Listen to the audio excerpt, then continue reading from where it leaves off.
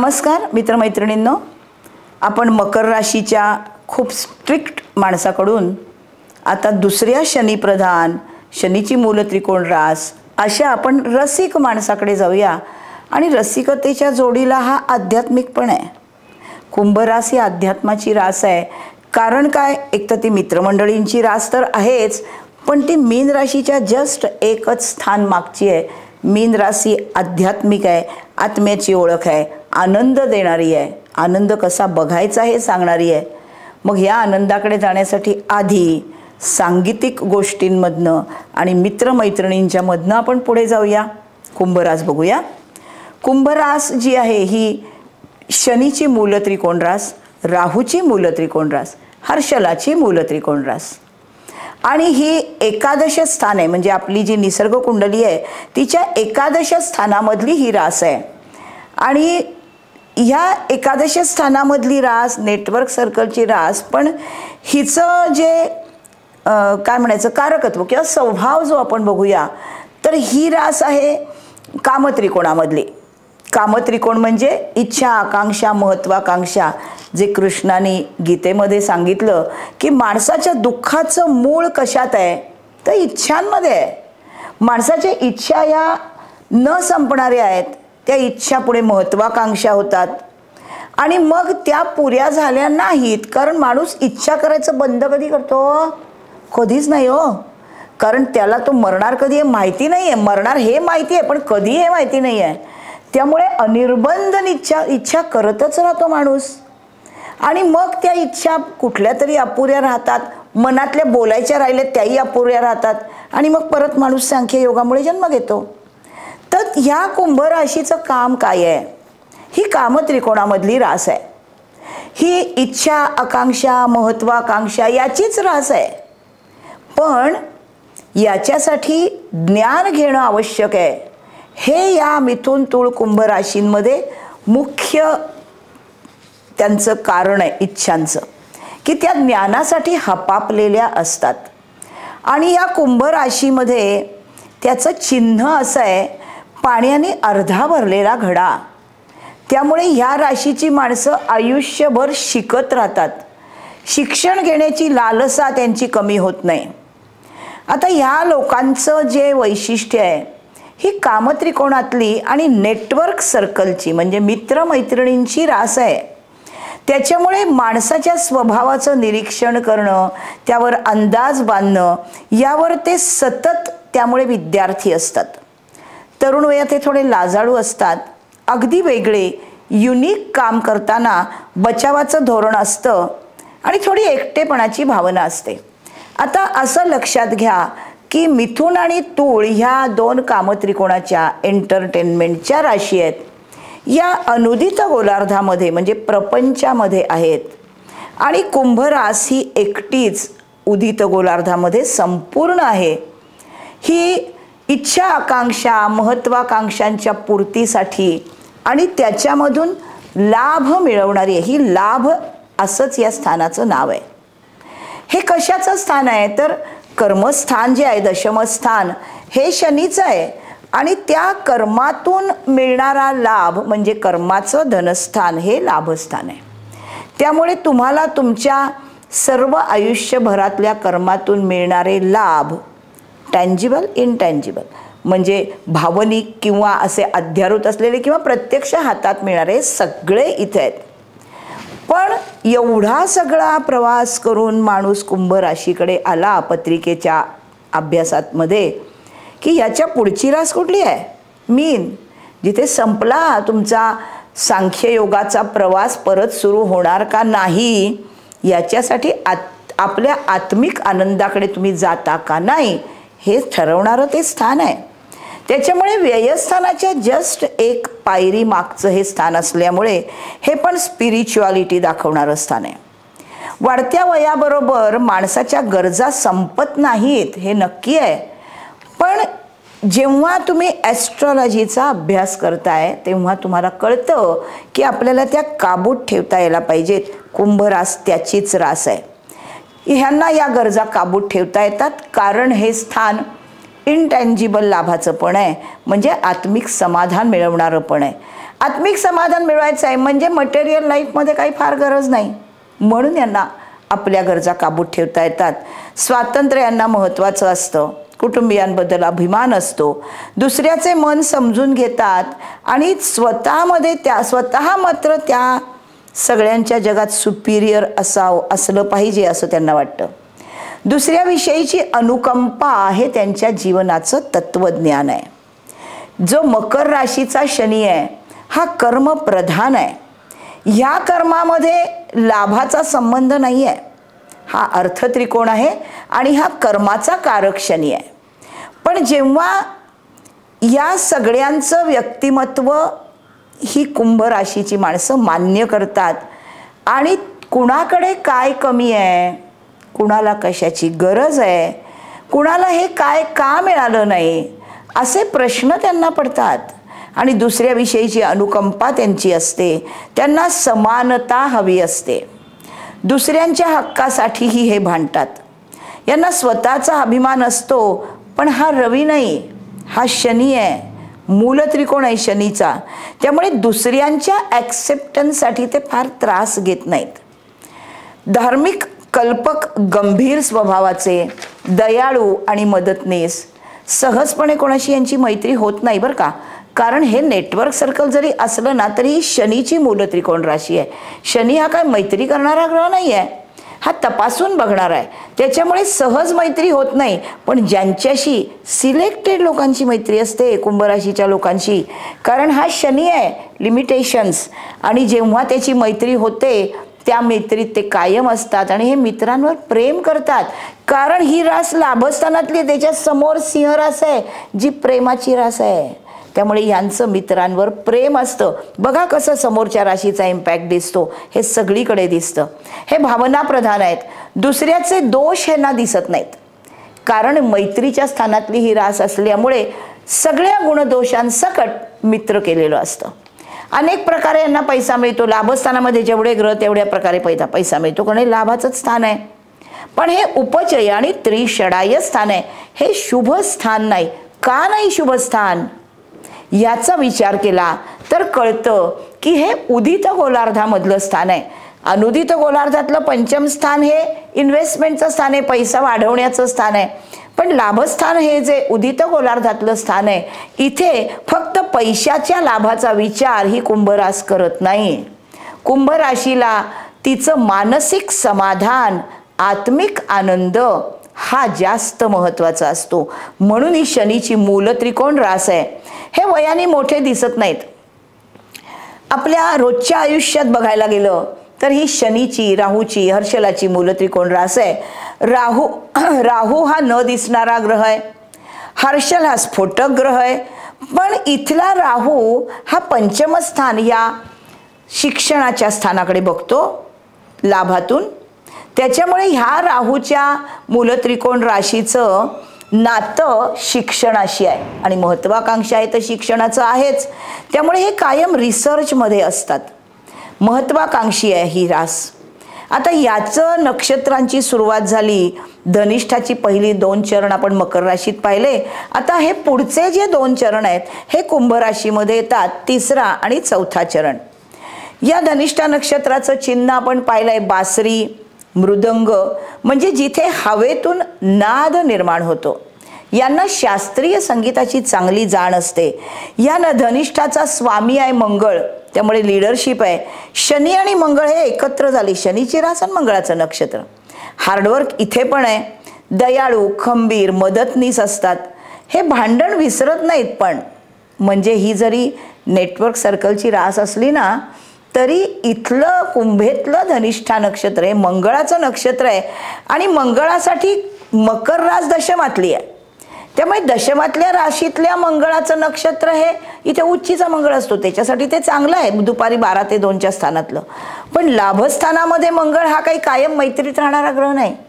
त्याच्यामुळे इथल्या मंगळाचं जे नक्षत्र आहे धनिष्ठा कुंभेतलं हे भांडण विसरत नाही आणि योग्य वेळी बदला घेतात. हे कायद्याला धरून वागणारे आहेत, कारण शनी न्यायाधीश आहे. धीर गंभीर, अतिशय आश्वासक व्यक्तिमत्व आणि केअरिंग नेचर हा शनीचा इथे पण आहे. पुढचं जे धनिष्ठाचं तिसरं, आता आपण धनिष्ठाची नक्षत्र बघूया. धनिष्ठा काय दाखवलं. धनिष्ठाचं जे तिसरं चरण इथे येतं हे शनीची रास, मंगळाचं नक्षत्र आणि तुळेच्या शुक्राचं चरण आहे. तुळेचा शुक्र हा समाजाभिमुख आहे. सोशल वेलफेअर कुंभरास इथे तुळेच्या शुक्राच्या चरणात करते, कारण ती नेटवर्क सर्कलची रास आहे आणि मित्रांबरोबर, सोशल सर्कल बरोबर मोठ्या सामाजिक संस्थांचं काम करणारे असं हे नेटवर्क सर्कल असतं. अर्थात यांना सरधोपट मार्गाने आहे ते चालू ठेवणं या शनीमध्ये नाही, कारण ही राहूची पण मूल त्रिकोण राशी आहे आणि राहू हा बदल करणारा ग्रह आहे. त्याच्यामुळे सामाजिक रिफॉर्म, इथे कुंभ राशीची माणसं सामाजिक रिफॉर्म करतात, स्वतःचे म्हणणं खरं करतात आणि स्पिरिच्युअल प्रॅक्टिकली दाखवतात. स्पिरिच्युअलिटी. कुंभ राशीमधला शुक्र हा शास्त्रीय संगीताची चांगली जाण दाखवतो. हा रविशंकर जे सतारवादक होते ना त्यांचा होता. माझ्या क्लासमधल्या एका मुलीची कुंडली मी बघत असताना मला तिच्या तृतीय स्थानामध्ये कुंभेमध्ये शुक्र दिसला. मी तिला विचारलं, तू हाताने वाजवायचं कुठलं वाद्य वाजवतेस? ती म्हणली, मी हे वाजवते, व्हायोलिन आणि सतार वाजवते. दिसतं बरोबर. तृतीय स्थान हे हात आणि बोट आहे आणि तिथे कुंभेतला शुक्र हा संगीत आहे, म्हणून ती हे वाद्य वाजवते. हा धनस्थानात असेल तर हा गातो, हे पण दिसतं. शुक्र हा इथे शुभकारक ग्रह आहे, बुध योगकारक ग्रह आहे आणि हे दोघं मित्र शुभ असतील तर अतिशय जनरस आर्टिस्ट असा कुंभ राशीचा माणूस असतो. कुंभ राशीत चिकाटी खूप आहे, कारण शनीची रास आहे. त्याच्यामुळे हे लॉंग टर्म हे काम करत राहतात. तात्पुरतं काम करणारा शनी नाहीच आहे. चौथं चरण जे आहे धनिष्ठा नक्षत्राचं ते शनीची रास, मंगळाचं नक्षत्र आणि वृश्चिकेच्या मंगळाचा चरण. हे अतिशय क्रिएटिव्ह, स्पिरिच्युअलिटीकडे जाणारे फिलॉसॉफर आणि लीडर. कारण इथून पुढे धनिष्ठा 4 संपलं की पुढचं नक्षत्र सुरू होतं ते शततारका, राहूचं नक्षत्र सुरू होतं आणि हा राहू या कुंभ राशीत मूल त्रिकोण आहे. हा पंचमाकडे बघणाऱ्या राशीचा आहे, त्यामुळे शिक्षणाचा आहे, स्पिरिच्युअलिटीचा आहे, संशोधनात्मक आहे, सगळं आहे आणि अनिर्बंध आहे, कारण ते वायुतत्वाचं आहे. म्हणून इथे उत्तम लिडरशिप या धनिष्ठाच्या चौथ्या चरणामध्ये आणि सतत यांचं ध्येय नेहमी उच्च असतं. शनी हा एवढं तेवढंसं ॲरागॅराचं असं थोडंसं काहीतरी असं काम करणारा ग्रहच नाही. तो भली मोठी कामं करणारा ग्रह आहे, कारण त्याचा आकार केवढा मोठा आहे. त्याच्यामुळे ह्याला लहान सहान कामं करायला आवडत नाही. सतत डिस्कव्हरी कुठल्या तरी ओरिजिनल गोष्टीची याला करायची असते, कारण मंगळाचं नक्षत्र, मंगळाचा चरण, शनीची चिकाटी आहे शनीच्या राशीत आणि हा शनीच्या राशीत राहू मूल त्रिकोण आहे. त्यामुळे संशोधनात्मक बुद्धिमत्ता असते. मोठे सामाजिक बदल करणारे हे लोक असतात. सामाजिक बदल जे सगळ्यांच्या सामाजिक स्वास्थ्यासाठी आवश्यक असलेले. असं हे धनिष्ठा नक्षत्र. याच्या पुढे हा कुंभ राशीतला चंद्र जातो शततारका या राहूच्या नक्षत्रात. आपण बघितलंय मिथुन, तुळ, कुंभ या तीनही वायुतत्वाच्या राशी आहेत. फक्त आणि फक्त या कामत्रिकोण वायुतत्वाच्या राशींमध्ये वायुतत्वाचंच राहूचं नक्षत्र हे चतुष्पाद आहे. पण परत इथे बॅलन्सिंग कसं दिसतं ॲस्ट्रॉलॉजीचं बघा. राहू हा शरीर नसलेला ग्रह आहे. राहू हा ऑब्सेशन दाखवणारा ग्रह आहे, अधाशी ग्रह आहे. पण सगळ्या राहूच्या नक्षत्रांचे चरण स्वामी हे उदित गोलार्धातले गुरु आणि शनी आहेत. धनुराशीचा गुरु, मकरेचा शनी, कुंभेचा शनी आणि मीनेचा गुरु.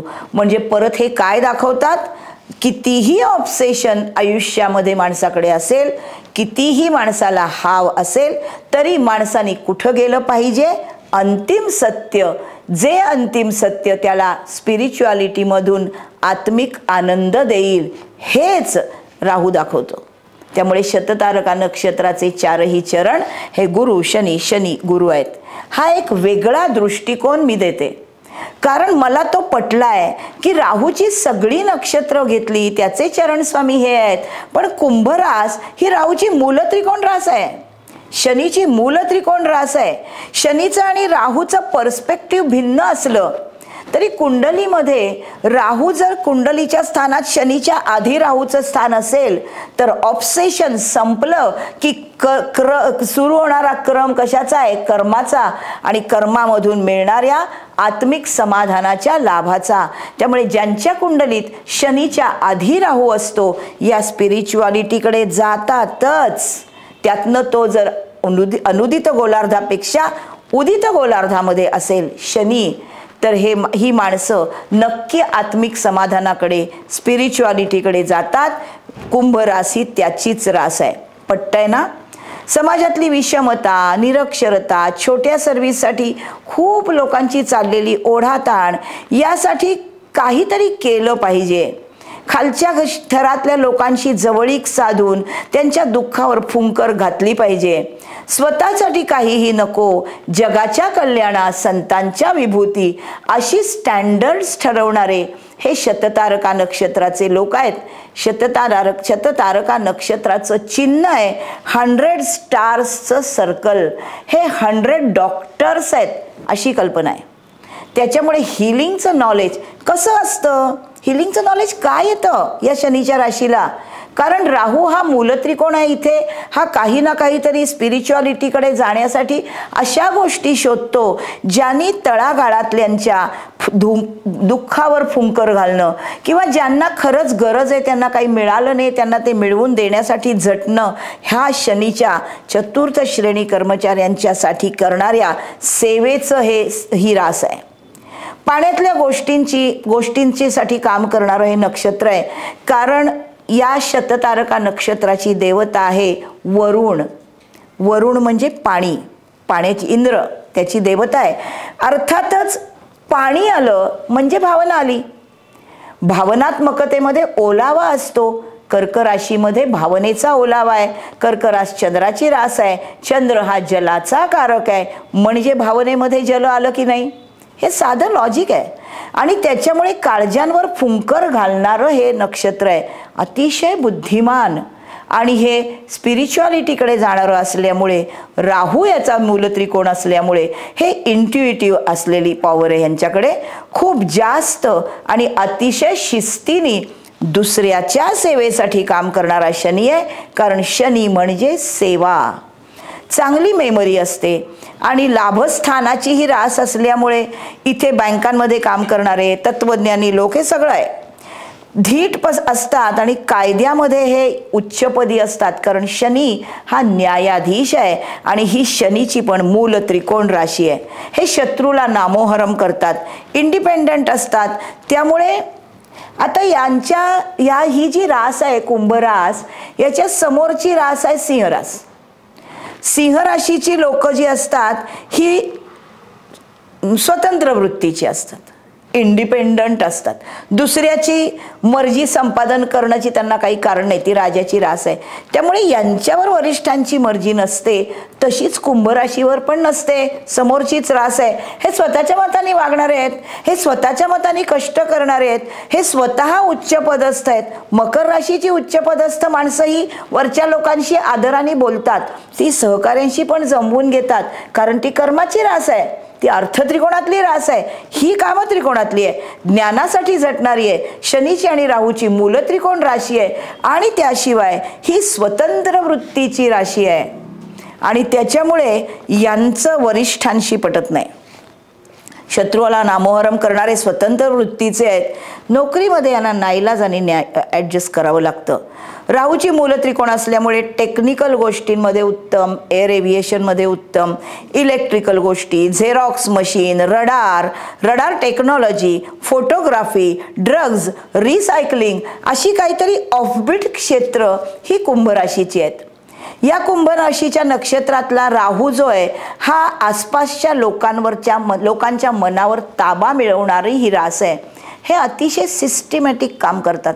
कारण शनी हा मेथॉडिकल ग्रह आहे. त्याच्या ठरलेल्या मेथडप्रमाणे, ठरलेल्या सिस्टीमप्रमाणे काम करणारा आणि त्यामुळे खूप मोठं यश मिळवणारा शनी आहे. यांचं सिस्टमॅटिक काम असतं आणि स्वभावाने चांगले असतात. कारण ही मैत्रीची रास आहे. मित्रांचं हे नेटवर्क सर्कल आहे, तिथली ही रास आहे, कर्माची नाही, मैत्री करणारी. त्यामुळे कोणाकडून कसली अपेक्षा नसते आणि आत्मिक समाधानाची फक्त अपेक्षा असते. इथं थोडंसं आपण गीतेकडे जावंच लागतं. हे आत्मिक समाधान म्हणजे काय, तर जो अर्थ मला लागलाय तो मी सांगते आणि तो दिसतो पण, अनुभवाला पण येतो. जी भृगुचक्र पद्धती आहे, या चक्र पद्धतीप्रमाणे आपल्या आयुष्याच्या 12-12 वर्षाच्या सायकल्स प्रत्येक स्थानामधनं पाहिल्या तर 5 सायकल पूर्ण होतात तेव्हा माणसाचं 60 वर्षाचं वय पूर्ण होतं. त्यानंतर त्याच्या 61व्या वर्षी प्रथम स्थान धरलं 5व्या-6व्या सायकलला, तर दशम स्थानामध्ये त्याचं 70 हे वय येतं. आणि मग या 71व्या वर्षी जेव्हा तो एकादश स्थानातलं वय येतं त्यावेळेला शनीचं हे 36 दुने 72, इथे ही शनीची रास आहे. तर मॅच्युरिटीला आहे तो शनी दुसऱ्यांदा, तिसऱ्यांदा सॅटर्न रिटर्न्स. 72व्या वर्षी तिसऱ्यांदा सॅटर्न रिटर्न व्हायची वेळ ज्यांची येते ते लोक आपल्या कर्मामधून निरपेक्षता दाखवतात. जे सकाम कर्म करत नाहीत, निष्काम कर्म करतात. आणि निष्काम कर्म दशमात केल्यामुळे एकादशामध्ये त्याच्यामधून कुठला टँजिबल लाभाची त्यांना अपेक्षाच नाही आहे. म्हणजेच आत्मिक समाधान. आपण असा शब्द म्हणतो बघा, आपण जेव्हा जॉब करतो, जॉबला लागल्यावर मुलं म्हणतात मला इथे सॅटिस्फॅक्शन मिळत नाही काम करण्याचं. पगार मिळतो ना रे बाबा, सॅटिस्फॅक्शन कशाला हवंय तुला, पायावर उभा तर राहतोयस, आधी पगार तर मिळव, अनुभव घे, मग सॅटिस्फॅक्शनच्या गप्पा कर. पण इथे 17व्या वर्षानंतर आपण आयुष्यामध्ये अशी काही कर्म करायला पाहिजेत जी आपल्याला आत्मिक सॅटिस्फॅक्शन देतील. कुठली मला हे पाहिजे, मला ते पाहिजे, मला 2000 रुपये हवेत, मला 20,000 हवेत, मला 2 कोटी हवेत, मला इतके डॉलर हवेत, ही अपेक्षा 17व्या वर्षी कुठं असते, नसली पाहिजे. मी आता काय काम करू पेक्षा मी आता कोणासाठी काम करू, हे आत्मिक समाधान इथे अपेक्षित आहे. एवढं सगळं सांगायचं कारण कृष्णाने गीतेमध्ये हेच सांगितलं अर्जुनाला की तू युद्ध कुणासाठी करतोस, तर युद्ध हे का करावं लागलंय, तर ज्या लोकांनी अधर्म केलाय तो अधर्म बोकाळू नये म्हणून त्यांना युद्ध करून मारणं ही त्यांच्यावर दया आहे, ही त्यांना शिक्षा नाही आहे. उलट त्यांनी अजून अधर्म करू नये म्हणून त्याच्यावर केलेला उपाय आहे.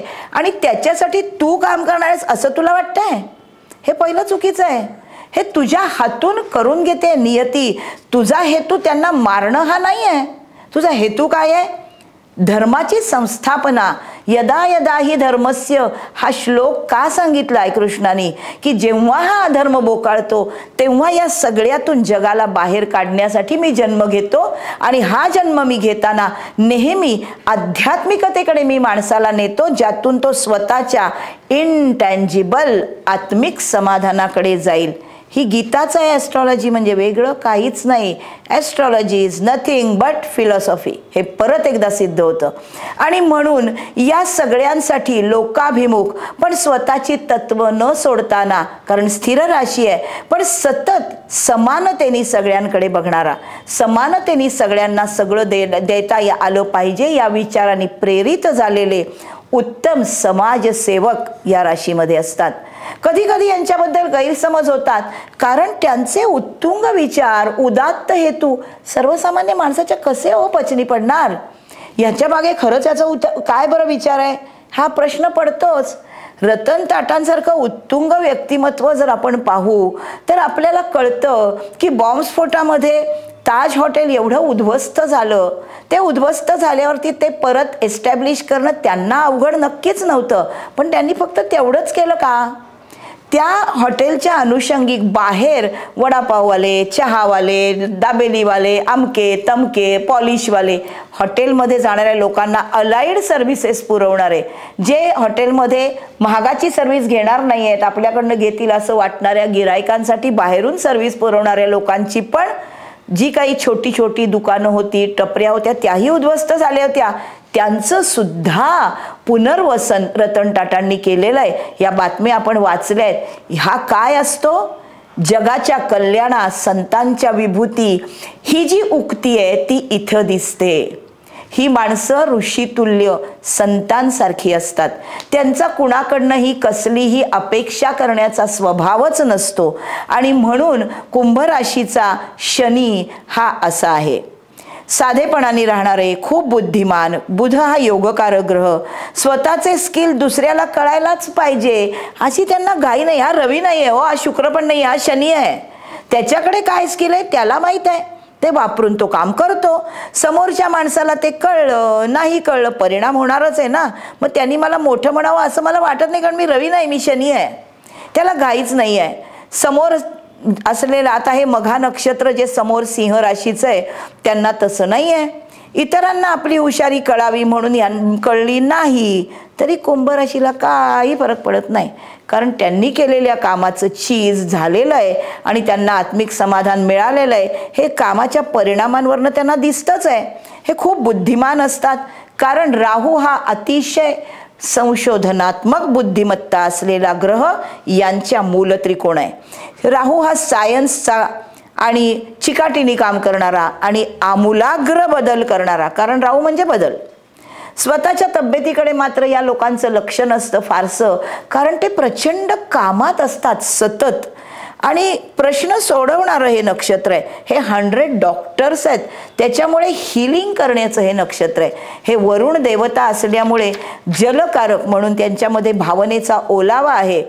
कुंभ राशीमध्ये शनी आणि राहू एकत्र आल्यामुळे स्वतःचं सर्कल ही स्वतःची मर्यादा शततारका नक्षत्र ओळखून असतं. 32 ते 36 या वयामध्ये ते वर येतात. सर्व गोष्टी आयुष्यात वेळेवर होतात. अगदी खुशाल चेंडू, हॅपी गो लकी असं व्यक्तिमत्व असतं. या व्यक्तिमत्वाच्या स्त्रिया सुद्धा सतत काही ना काही शिकत असतात. माझ्या एक मैत्रिणीची मुलगी आहे, कुंभ राशीची आहे. तिचं जेव्हा लग्न व्हायचं होतं ना, जवळजवळ एक 12-14 वर्षापूर्वीची गोष्ट आहे, तेव्हा माझ्या मैत्रिणीला खूप काळजी होती तिची की हिचं कधी लग्न होईल ग मला सांग. हिच्या सप्तमामध्ये धनुरास आहे. मी म्हणले धनुच्या गुरुत होईल, तसं झालं होतं तिचं लग्न. आणि तेव्हा मी तिला असं म्हणाले होते की हिची कुंभ रास आहे, मिथुन लग्न आहे आणि कुंभ रास आहे, त्याच्यामुळे भाग्यात चंद्र हिचा. ही भाग्यवान आहे ग, तू का काळजी करते हिची? ही भरपूर प्रवास करणार आहे, परदेशी जाणार आहे, एकदम खुशाल चेंडू मुलगी आहे. ही सतत शिकत राहील आणि ते दिसतंय. आता मुलगा झालाय 2 वर्षाचा आहे तरी हिचं कॉम्प्युटरमधलं शिक्षण संपत नाही. राहू आणि शनी कॉम्प्युटरचे म्हणजे न दिसणाऱ्या गोष्टीचाच ना कारक राहू. त्यामुळे आधी ती काहीतरी कॉम्प्युटरचं वेगळं सॉफ्टवेअर शिकली, चायनीज शिकली, ते शिकवण्याचे ऑनलाईन क्लास घेते. आता परत दुसऱ्यांदा SAP करते.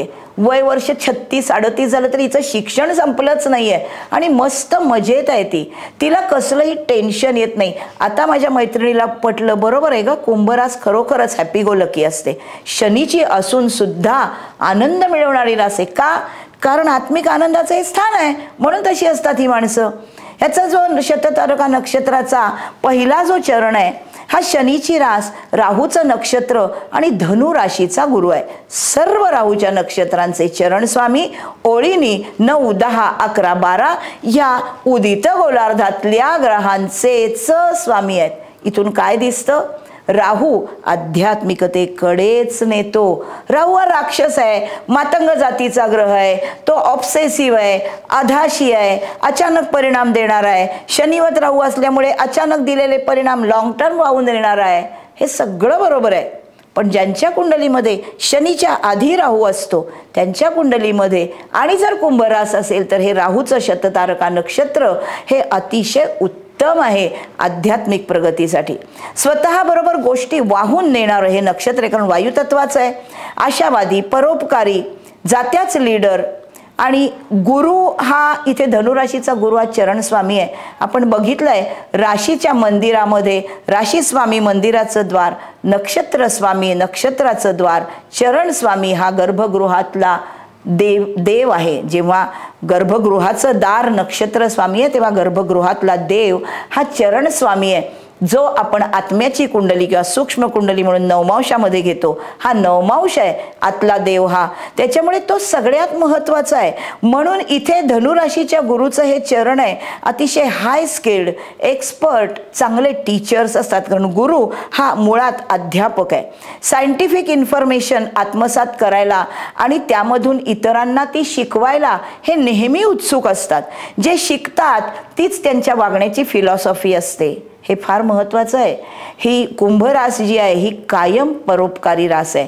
ती शिकते आणि त्याच्यामधून दुसऱ्यासाठी काय करता येईल हे ती करत राहते. ॲस्ट्रॉलॉजी टीचर पण हे होऊ शकतात, कारण यांना गूढ ज्ञान येतं. त्यानंतरचा दुसरा, कारण राहू हा गूढ ज्ञानाचा कारक आहे. दुसरा जो चरण आहे हा शनीची रास, कुंभ रास, राहूचं नक्षत्र आणि मकर राशीच्या शनीचं चरण. हे मॅजिकल सायन्समध्ये तांत्रिक साधू म्हणून यांना फार मजा येते, कारण राहू हा जादूटोणा दाखवणाराच ग्रह आहे, तो मंत्रतंत्राचा कारक आहे. नवीन युगातल्या महत्त्वाच्या गोष्टींमध्ये संशोधन करणारा हा राहू आहे. हायली इंटलेक्च्युअल आहे. त्याच्यामध्ये तुम्हाला मी एक उदाहरण देईन माझ्या मुलाचं. माझा मुलगा COEP मधून इंजिनियर झाला. तो इंजिनियर झाला त्याच्या सेकंड इयर का थर्ड इयरला त्यांच्यावर, तो मेकॅनिकल इंजिनिअरिंगला होता, त्यांच्या वर्गातल्या सगळ्या मुलांनी महाराष्ट्रात पहिल्यांदा हॅमची अँटेना उभी केली. हॅमचे सेट त्यांच्याकडे होते आणि ते सगळेजण मित्र त्याचे हॅम शिकले होते. आणि मेकॅनिकल इंजिनिअरिंगला ज्या मुलगी आणि मुले होती, एक 8-10-12 मुलं असतील, या सगळ्यांनी मिळून महाप्रचंड अशी अँटेना COEP वरती स्थापन केलेली होती आणि ती मस्त वर्क करायची. हा आमच्या घराच्या गच्चीवर जाऊन हॅम सेटवर अमेरिकेत, ऑस्ट्रेलिया, चीनमध्ये, जपानमध्ये ज्यांच्याकडे हॅम सेट आहे त्यांच्याशी कनेक्ट व्हायचं, आम्हाला दाखवायचं आहे बघ मी ह्याच्याशी हॅमवर बोलतोय.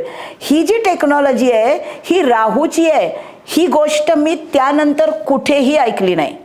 पुढच्या लोकांनी ती अँटेना ठेवली की नाही मला माहीत नाही. माझा मुलगा कॉलेजमधनं बाहेर पडला, अमेरिकेत जाऊन PhD केली, आता तो तिथे सेटल झाला. त्याच्यामुळे मी त्यानंतर हे बघायला गेले नाही. पण तेव्हा ती अँटेना फार गाजली होती, महाराष्ट्रातली एकमेव होती आणि तिचा इतका सुंदर उपयोग होता. हॅम सेट नजरेने बघणं हे पण माझ्या पिढीला खूपच वेगळी गोष्ट होती, कारण ही टेक्नॉलॉजी, आमची पिढी अशी आहे की आम्हाला ट्रान्झिस्टरमधला आवाजसुद्धा जादू वाटतो, कारण आम्ही खूप मागच्या काळातले झालो. पण पुढच्या काळातली अतिशय अतिंद्रिय शक्तीला दिसणारी, अजिबात माहीत नसलेली टेक्नॉलॉजी ही राहू दाखवतो. त्याच्यामुळे ही हॅमची जी अँटेना होती ती आम्हाला फार सुखावून गेली. मकर राशीमधला शनी हा प्रॅक्टिकल अप्रोच देणार आहे, लोकांना घेऊन प्रॅक्टिकली गोष्टींचा अनुभव देणार आहे, तो हा दिलेला आहे. स्पेस इंजिनियर, आता जिथे तुम्हाला अंतराळामध्ये आपण आत्ता जे वाचतोय की आपली सुनीता विल्यम्स आणि अजून एक शास्त्रज्ञ त्या अंतराळातल्या प्रयोगशाळेमध्ये प्रयोग करण्यासाठी त्यांना पाठवलं 8 महिन्यापूर्वी, आणि काहीतरी बिघाड झाला तर टेक्नॉलॉजी म्हटल्यावर हे होणारच, पण आता त्यांना परत आणतायत. त्यामुळे हे जे काही आहे ना हे सगळं राहू आहे. हर्षल आणि राहूचे हे प्रताप असतात, हे दोघंही एअर एव्हिएशनचे कारक आहेत. त्यामुळे स्पेस इंजिनिअरिंग हे त्यांना जमतं. कॅन्सर हिलिंगच्या संशोधनामध्ये पण हे काम करतात, कारण हे 100 डॉक्टर्स आहेत. त्यामुळे वेगवेगळ्या औषधशास्त्रामधलं संशोधन हा कुंभ राशीचा शनी आणि राहूची मूलत्रिकोण रास असलेला माणूस करतो, मेडिसिन शोधतो. हे नुसते विचारवंत नाही आहेत, हे आपल्या घरात बसून विचार करून थिसिस लिहिणारे लोक नाही आहेत फक्त, हे प्रॅक्टिकॅलिटीमध्ये ते आणतात. गोल अचिव्हमेंट विथ प्रॅक्टिकल नॉलेज हा यांचा मूळ एम आहे. त्यामुळे ही कुंभ राशीची हुशारी जगाच्या कल्याणा असते. याचा जो तिसरा चरण आहे हा शनीची रास, राहूचं नक्षत्र आणि कुंभ राशीच्याच शनीचा आहे. लोकांच्या कल्याणासाठी संशोधनाचा उपयोग, सोशल वेलफेअर याच्यासाठी काम करणार आहेत. रास, नक्षत्र, चरण सगळंच गोलसाठी झटणार आहे. शनी, राहू, शनी लोकांच्या मनातल्या गोष्टी त्यांच्या स्वतःच्या टेक्निकल आणि स्पिरिच्युअल ज्ञानाने जे जुने पायंडे आहेत ना ते हे बदलू शकतात. स्वतःचं संशोधन, त्याची उपयोगिता, त्याच्यासाठी घेतलेले कष्ट आणि टू द गोल केलेलं काम याच्यामुळे लोकांच्या मनातल्या कल्पना बदलण्याचं यांच्याकडे धैर्य पण आहे आणि यांच्याकडे ती कपॅसिटी पण आहे. हा अतिशय मिस्टिसिझमकडे जाणारा राहू आहे. डिटेल शिक्षण घेऊन संशोधन करतो, असं संशोधन जे जगाच्या कल्याणा असेल. याचा चौथा चरण हा शनीची रास, राहूचं नक्षत्र आणि मीनेच्या गुरुचं हे चरण आहे. कारण इथे गुरु, शनी, शनी आणि गुरु आहे. इथे गूढतेचा शोध लोकांसाठी अतिशय फोकस्ड आणि थेट काम करून गूढतेकडे जाणार आहे. इथे मीनेच्या गुरुचं चरण असल्यामुळे आणि पुढे ही कुंभरास गुरुच्या नक्षत्रामध्ये जाते, त्याच्यामुळे हे इथे खूप थोर माणसं असतात आणि हे यांच्याकडची टेक्निक्स, कुंडलीतला गुरु जर उत्तम असेल तर दुसऱ्यांना शिकवण्यासाठी पण ते उत्सुक असतात. हे अतिशय स्टेडी लोक आहेत आणि अतिशय वेगळे ऑफबीटच आहेत. हे कुंभरास इतकी ऑफबीट आहे, म्हणजे तुम्ही सर्वसामान्यपणे पाहायला गेलात ना तर साधारण एक 17, 18, 20 वर्षाची मुलं असतात. यांना दोनच रंग आवडतात, ग्रे आणि काळा. यांना फार ब्राईट कलर, यांना एवढं काही करायला वेळच नसतो, त्यांना इच्छा पण नसते आणि इंटरेस्ट पण नसतो. आणि कुठेही जायचंय, समारंभाला जायचं, मित्र खूप असतात, चला मित्राच्या लग्नाला जायचंय, हे काहीतरी कामात घडलेले असतात, हात झटकतात, निघाले, कपडे बदलायचे नाही, काही नाही, अरे कपडे नको का बदलायला, माझं लग्न आहे का, चालतंय मी या कपड्यात आलो तर मला लोक मित्र म्हणून ओळखतात. इतके हे निरीच्छ असतात. याचा अर्थ त्यांना कळत नाही असं नाही आहे. धनिष्ठा नक्षत्रात तर संगीतकार होतात, शततारका नक्षत्रामध्ये उत्तम मानसोपचार तज्ज्ञ पण होतात, चंद्र उत्तम असेल तर. पण यांना असं फारसं जगराहाटीचं तिथे काहीतरी शो करण्याची इच्छा नाही, कारण शनी हा शोचा कारकच नाही. शनी हा आत्मकेंद्रित ग्रह आहे आणि स्वतःचं समाधान आणि आत्मिक समाधान आणि स्वतःची प्रगती करणारा ग्रह आहे. समजलं शततारका नक्षत्र. आता बघूया कुंभ राशीतलं पूर्वा भाद्रपदा नक्षत्र. तुम्हाला शततारका नक्षत्र ऐकून वाटलं असेल काय ग्रेट आहेत, नाही कुंभ राशीची माणसं खरंच ग्रेटच असतात ती. पूर्वा भाद्रपदा नक्षत्र हे गुरुचं नक्षत्र आहे कुंभ राशीमधलं आणि ह्याचा जो चरण आहे पहिला, म्हणजे आपण आत्ता इथे जे शततारका पाहिलं ते मीन राशीच्या गुरुपर्यंत संपलं, त्यामुळे पूर्वा भाद्रपदाला परत पहिल्या राशीपासूनचे चरण स्वामी सुरू होतात. पूर्वा भाद्रपदा 1, 2 आणि 3 हे मेष, वृषभ आणि मिथुन राशीचे चरण स्वामी आहेत. हे पूर्वा भाद्रपदा एक गुरुचं नक्षत्र आहे आणि हे पुढे मीनेत जातं. याच्यावरूनच एक नक्की कळतं की दुसऱ्याच्या कल्याणासाठी काम करणारे हे नक्षत्र आहे. हे अतिशय साहसी असतं पण मदतनीस असतं, स्वभावाने खूप चांगले असतात. कधी कधी पूर्वा भाद्रपदा नक्षत्र हे जर गुरु चांगला नाही आहे, म्हणजे गुरु अगदीच निचीचा आहे किंवा राहुनी युक्त आहे किंवा अस्तंगत आहे असं असेल पूर्वा भाद्रपदा नक्षत्राला आणि चंद्र पण बलवान नसेल तर कधी कधी हे जरासं वेगळंच काहीतरी वागतं, सामान्य वागत नाही, थोडं दुष्टपणाने वागतं, असं एक प्रवाद आहे. पण आपण चांगली बाजू पण परत बघूया पूर्वा भाद्रपदा नक्षत्राची, की ही शनी आणि राहूची मूलत्रिकोण राशीतलं हे गुरुचं नक्षत्र आहे. आता हे तत्वनिष्ठ लोक आहेत, कारण गुरु हा नेहमीच प्रगतीकडे जाणारा ग्रह आहे. यांचा कामाचा फोकस सहसा चुकत नाही. वायुतत्वाची रास आहे पण शनीची मूलत्रिकोण रास आहे, त्यामुळे शनीचा पक्केपणा आणि गुरुच्या विचारांची प्रगल्भता, स्थिर रास असल्यामुळे स्वतःच्या गोष्टी या स्वतः बनवलेल्याच असतात. यांना खूप लवकर राग येतो, लगेच शांत पण होतात, संशोधनात रस असतो, आध्यात्मिक विचाराच्या असतात कारण पुढे मीनेत जातं आणि त्यामुळे अर्थातच शांतता प्रिय असतात या व्यक्ती. इंटेलिजंट आहेत. गुरु हा इंटेलिजन्स आहेच आहे, कारण तो शहाणपणाकडे माणसाला नेणारा ग्रह आहे. हे लोक सहसा हार मानत नाहीत. यांचा समोर विचार आले तर विचार करून कोणी काही मागितलं असेल तर विचार करून ते मान्यता देतात. पृथ्वी तत्वासारखे हे रिजिड नाही आहेत, पण तरीही ही स्थिर राशी आहे, त्यामुळे समोर आलं की हो म्हटलं असं होत नाही. शक्यतो स्वतःच्याच विचारांनी वागतात. खूप अडचणीतून मार्ग काढतात, कारण शनी हा नेहमीच कष्टाने काम करणार आहे आणि त्यामुळे ह्या एकादश स्थानातली ही कुंभ रास आहे, नेटवर्क सर्कलची आहे, लोकांसाठी झटणारी आहे, त्यामुळे जगात सन्मानाला प्राप्त होतात. ज्या क्षेत्रात जातात तिथे स्वतःचा ठसा उमटवतात. सर्वसामान्य 100 लोकातले असे हे लोक नाहीत, हे ठसा उमटवणारे लोक आहेत. 34 ते 54 वर्षापर्यंत उत्तुंग यश मिळवतात, कारण शनी 30 वर्षानंतर मॅच्युरिटीकडे जातो. शनी, राहू आणि गुरु हे एकत्र आल्यामुळे यांचं क्षेत्र काय आहे कामाचं, तर गुरु हा फायनान्सचा कारक आहे, राहू सिनेमाचा कारक आहे, व्यापाराचा कारक आहे गुरु, शनी ज्योतिष, लेखन हे सगळं गुरु आणि शनीचं क्षेत्र आहे. त्यामुळे असं चौफेर व्यक्तिमत्व असतं, प्रचंड हुशार असतात. वडिलांचं प्रेम यांना जास्त मिळतं, पण वडिलांची मतभेद पण होतात.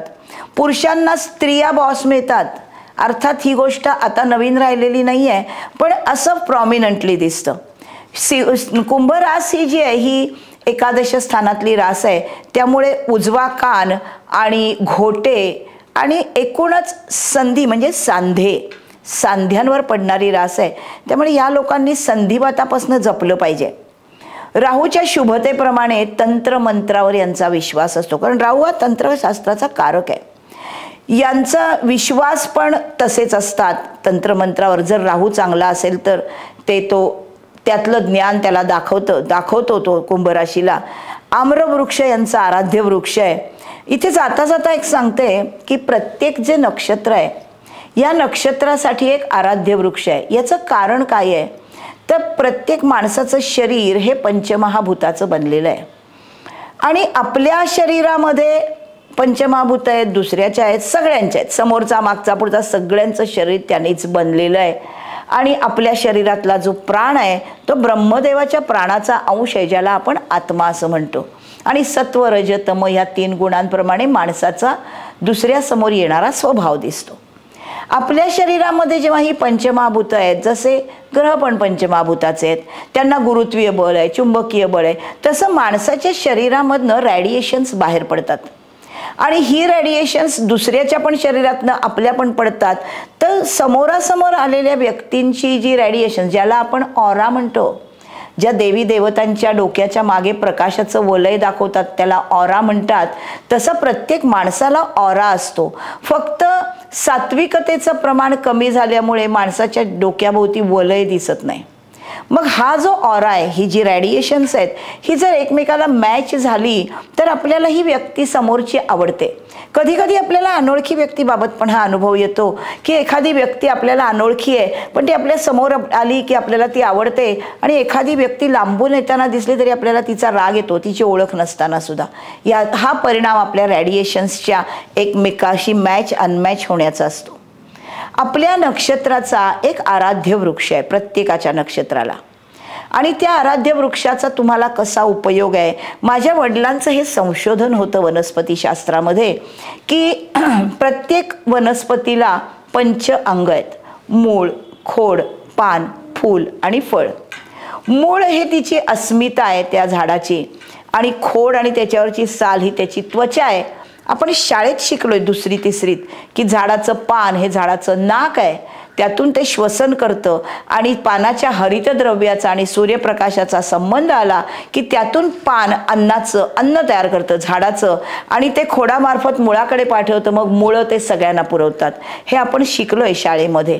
त्याच्यामुळे आपल्या शरीरामध्ये सुद्धा ह्या पंचेंद्रियांचा आपल्या शरीरासाठी कसा उपयोग होतो हे अतिशय महत्त्वाचं ज्ञान आहे. हे ह्याच्यामागे पूर्ण सायन्स आहे, फिजिक्स आहे. तर तुम्ही जो आराध्य वृक्ष आहे तुमचा, हा आराध्य वृक्ष बॉडी टच ठेवलं, त्याचं काही झाडाची साल म्हणा, मूळ म्हणा, पान म्हणा, फूल म्हणा, किंवा त्याच्या फळाचा काही भाग, साल म्हणा, फळाची बी म्हणा, काही, तर त्याचा उपयोग तुम्हाला कसा होतो. बॉडी टच असल्यामुळे, त्वचेला लागलेला असल्यामुळे समोरच्या माणसाच्या शरीरातून येणाऱ्या निगेटिव्ह वेव्स त्या ॲब्सॉर्ब होतात आणि तुम्हाला त्याचा त्रास होत नाही. अनेक वेळा याचा मी उपाय माझ्याकडे आलेल्या प्रश्नांना मी लोकांना दिलेला आहे. आणि अजून एक तुम्हाला सांगण्यासारखी गोष्ट अशी की जेव्हा एखाद्या माणसाला डिसऑर्डर पोटाची झाली, म्हणजे अन्न पचन व्हायला त्रास व्हायला लागला, की त्याच्या आराध्य वृक्षाचं पान जे अन्न आहे झाडाचं तयार करतंय, पान अन्न तयार करतंय, त्याच्यामध्ये अन्न आहे झाडाचं, तर ते पान सकाळी 1 ग्लासभर पाण्यात भिजत घातलं आणि रात्री ते पाणी गाळून प्यायलं, रात्री दुसरं पान भिजत घातलं, सकाळी ते पाणी गाळून प्यायलं, तर दुसऱ्या दिवशी माणसांच्या डिसऑर्डर दूर झाले आहेत. असे मला हजारो लोकांचे अनुभव आहेत. मी अनेक उपाय माझ्या वडिलांच्या अनुभवातून त्यांनी मला शिकवलेले असे देते आणि त्यामुळे लोकांना खूप फायदा होतो. हे मी कुठल्याही पुस्तकातनं वाचलेलं नाही, रादर मी कुठलं पुस्तक वाचलेलं नाही, कारण मी माझ्या वडिलांकडून शिकलेली आहे आणि मी त्यांनी दिलेल्या उपायांनी माणसांना किती बरं वाटतंय, कसं बरं वाटतंय हे बघतच मोठी झाली आहे लहानाची. त्यामुळे हे सगळं ज्ञान मला द्यायचं आहे, मला यूट्यूबवर हे सांगायचं आहे. माझ्या काही हिलिंगच्या स्पेशल मेथड्स मी इन्व्हेस्टिगेट केल्या आहेत, त्याही मला सांगायच्या आहेत. तुमचे मला काय अभिप्राय येतात, तुमच्याकडे किती तुम्हाला लोकांना इच्छा आहे ते ऐकायची, हे मला कळलं तर मला ते लवकर आणता येईल. तसंही मी ते माझ्या क्लासमध्ये माझ्या विद्यार्थ्यांसाठी कायमच शिकवत असते. हे झाला थोडा अवांतर भाग, पण हे सांगणं मला गरजेचं वाटलं. तर ह्या पूर्वा भाद्रपदा नक्षत्राला आम्रवृक्ष हा आराध्य वृक्ष आहे. या नक्षत्राचा जो पहिला चरण आहे हा शनीची रास, पूर्वा भाद्रपदा हे गुरुचं नक्षत्र आणि मेषेच्या मंगळाचं चरण. त्यामुळे हे ध्येयनिष्ठ लोक असतात. कुंभरास मुळात असतेच, पण इथे ध्येयाच्या पाठीमागे हात धुवून लागणारे लोक आहेत. कारण मेषेचा मंगळ हा हळूहळू काम करणारा नाही, तो अतिशय फोकस्ड आहे. त्यामुळे आपल्याला काय हवंय हे नक्की ठरवून त्याच्या मागे हात धुवून आणि ते यश मिळवायचंच, अशी शनीची चिकाटी, मंगळाचं फोकस्ड असणं आणि गुरुचा अतिशय दुसऱ्याच्या प्रती असलेला अतिशय कसा म्हणावा आपण त्याला अनुकंपेचा दृष्टिकोन. त्याच्यामुळे लोकांच्या मदतीसाठी हे कायम काम करतात. दुसरा चरण आहे हा शनीची रास, गुरुचं नक्षत्र आणि आपल्या वृषभ राशीच्या शुक्राचं चरण. हे अर्थत्रिकोणातल्या शुक्राचं आहे. इथे फिलॉसॉफी यांना आवडते आणि लोकांशी नाती स्वीकारतात हे, कारण शुक्र नातेसंबंध आहे. पण तरीही हे अतिशय डाऊन टू अर्थ असणारे लोक आहेत, कारण अतिशय नॉलेजेबल आहेत. ज्यांच्याकडे बुद्धीची देणगी आहे, नॉलेजची खूप खूप नॉलेज ज्यांच्याकडे आहे, त्यांना कसली कमतरता आहे हो? त्यांच्याकडे सगळंच आहे आणि त्याच्यामुळे ते अतिशय खुले असतात. त्यांना काहीही लपवायचं नसतं, अतिशय डाऊन टू अर्थ असतात, कायम दुसऱ्यांना मदत करणारे असतात. हा शनी आणि गुरु एकत्र आहे, शुक्र हा वकील पण आहे. त्यामुळे हे दोन्ही बाजूचा साकल्याने विचार करणारी ही रास आहे. हे उत्तम न्यायाधीश होऊ शकतात. न्यायाधीश होणं हे खायचं काम नाही आहे. तुमच्या समोर आलेल्या ज्या काही केसेस आहेत त्याचा साकल्याने विचार करायचा आणि बायस्ड निर्णय द्यायचा नाही. इतका तराजू तोलणं हे न्यायाधीश म्हणजे शनीच करू शकतो. शनी हा न्यायाधीश आहे, बुध गुरु शुक्र हे वकील आहेत. तिसरा जो चरण आहे हा शनीची रास, गुरुचं नक्षत्र आणि मिथुनेच्या बुधाचा चरण. इथे परत सगळे वकील आणि न्यायाधीश आले, पण इथला हा मिथुनेचा बुध आणि कुंभेचा शनी हे जे आहेत ना, हे इथे मूलत्रिकोण शनीची आणि योगकारक बुध असे आहेत. शनी आणि बुध मित्र आहेत, त्याच्यामुळे एकदम ऑफबीट काहीतरी काम असतं यांचं, वेगळ्याच गोष्टी करतात. तुम्ही इमॅजिनच नाही करू शकत. अशा क्षेत्रामध्ये यांचं संशोधन चालतं किंवा अशा क्षेत्रामधलं यांना मुळातच ज्ञान असतं आणि ते त्यांच्या ज्ञानाने तुम्हाला धक्के देतात. सायन्स आणि ज्ञान समजून घेतात. द्विस्वभाव राशीचा बुध चरण स्वामी आहे, त्याच्यामुळे यांना उत्तम कम्युनिकेशन स्किल आहे. नाहीतर कुंभराशी बडबड करणारी रास नाही, कारण ती संशोधनामध्ये कायम मग्न झालेली रास आहे. पण इथे बुध हा मिथुनेचा स्वामी, त्याचा चरण स्वामी झाल्यामुळे यांना कम्युनिकेशन करणं आवडतं. प्रोव्हायडेड कुंडलीमध्ये शनी, राहू, गुरु, बुध सगळे शुभ असले पाहिजेत. माझी जी थिअरी मी शिकवते क्लासमध्ये, कुठलाही ग्रह बघताना तो ज्या स्थानामध्ये आहे त्या स्थानात जी रास आहे त्या राशीचा स्वामी, ज्या नक्षत्रात तो ग्रह आहे तो ग्रह आणि ज्या नक्षत्रामध्ये आहे त्याचा स्वामी ग्रह आणि ज्या चरणामध्ये आहे त्याचा स्वामी ग्रह हे कुंडलीमध्ये उत्तम असतील, स्वतःच्या घरी, मित्राच्या घरी, अस्तंगत नाही, अशुभ ग्रह दृष्ट नाही, अशुभ ग्रहाच्या युतीत नाही, उच्चीचे कारक स्थानात, केंद्र त्रिकोणात, या इतक्या प्रकारे जास्तीत जास्त प्रकारे शुभ असतील तर ते सगळे मिळून या ग्रहाचा उत्तम परिणाम देतात. कशाचा ग्रह परिणाम कशाचा देतो? तो जिथे आहे त्याचा, त्यातल्या ज्या गोष्टींना तो सिंक्रोनाइज होतो त्याचे परिणाम तो उत्तम देतो. कसा? त्याच्या स्वभावाप्रमाणे आणि राशीमध्ये आलाय म्हणून राशीच्या अप्रोच प्रमाणे. हे एक सिद्धांत मी मांडलेला आहे आणि हा मी शिकवते क्लासमध्ये. तुम्ही आजमावून बघा आणि मला सांगा तुम्हाला असाच अनुभव येतो का. पुढच्या भागामध्ये भेटूया मीन राशीला. तोपर्यंत माझा चॅनल सबस्क्राईब करा, बेल आयकॉनवरती क्लिक करा, म्हणजे मीन रास तुम्हाला लवकरात लवकर ऐकायला मिळेल. तोपर्यंत बाय बाय.